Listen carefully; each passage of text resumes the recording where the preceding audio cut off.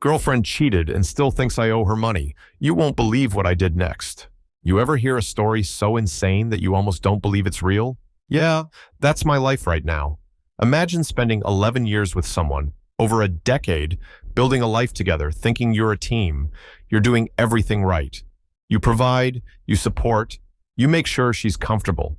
No, I'm not a millionaire, but I made damn sure my girlfriend never wanted for anything. I paid most of the bills. I gave her a nice place to live. Her nails and hair? Always done. We went on dates every weekend. Vacations? A couple a year. She got comfortable, real comfortable. But apparently none of that mattered because behind my back, she was cheating on me. And not just cheating with an unemployed guy. A dude with no job, no car, no way to support her.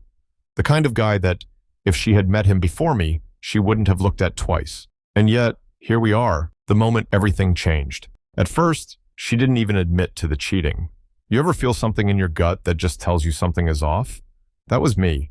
I caught the little things. She was texting more, being distant, making excuses to stay out later. The energy was different. And when I finally pieced it together, she didn't deny it, she just got cold, like she had already checked out. Fine, she made her choice, and I made mine. I was done. But that's when the entitlement really started to show. She looked me in the eye, straight-faced, and said, "Since you have family in the area and I don't, you should move out, but still keep paying the bills." Wait, what? She really expected me to leave my own home, a home I paid for, so she and her unemployed boyfriend could have a place to stay. And not just that, she wanted me to keep paying for everything while they got on their feet. I laughed. I actually laughed. Because this had to be a joke, right? Nope. She was dead serious. And then, this is where it gets insane, she said, "Oh, and I'm keeping the dogs." My dogs. The ones I raised, cared for, took to the vet, and fed with my money. And if I wanted to see them, I'd have to ask her new guy for permission. Oh, but don't worry, since they were broke, I was still expected to keep paying for their food and vet bills. Yeah, not happening. Instead of leaving my own place, I did what any sane person would do. I kicked her out and kept my dogs where they belong, with me. The meltdown begins. Now, any normal person at this point would take the L and move on. But no, this is where the story takes a turn for the insane. She was furious. But instead of just dealing with the consequences of her own actions, she decided to go full scorched earth. First, she started claiming that she was forced to quit her job because I made her move. Mind you, she didn't pay a cent toward rent. And now, suddenly, I was responsible for her unemployment. Then came the lawsuit. She actually tried to sue me for lost wages. Let me say that again.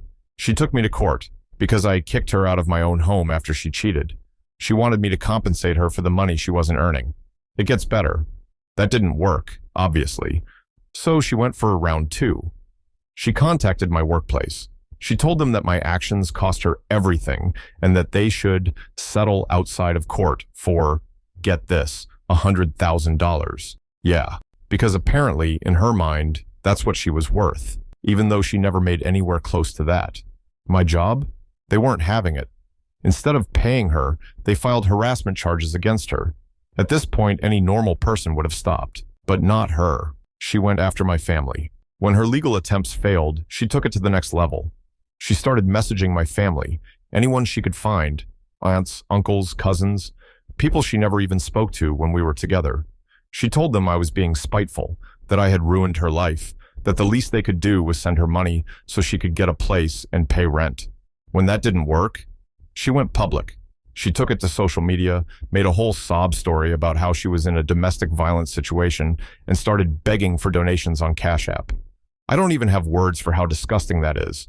Let me be clear, we weren't married, we have no kids. I supported her for years. And now, because I refused to keep financing her new relationship, I'm the villain? After all this, you'd think she'd finally get it, but she still doesn't. She genuinely does not understand that the moment she cheated, all the support I gave her, it was done, over, finished. She thought she could betray me and still live the lifestyle I provided, and she thought I would just accept it. Newsflash, that's not how life works. And now, she's shocked. Shocked that I don't care. Shocked that I owe her nothing. So tell me, was I wrong for cutting her off? Or is this the most entitled ex on the planet? Thanks for watching. Please consider subscribing because I will be posting more videos like this daily.